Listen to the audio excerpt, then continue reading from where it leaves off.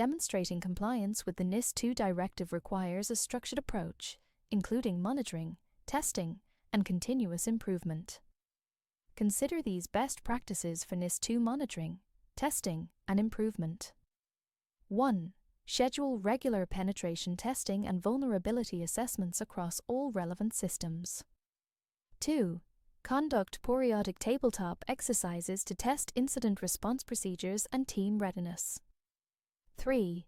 Deploy appropriate technical monitoring solutions to detect security events in real time. 4. Establish and track key performance indicators for security measures and controls.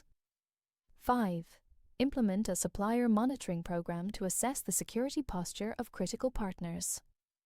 6. Stay informed about emerging threats and vulnerabilities relevant to your sector. 7.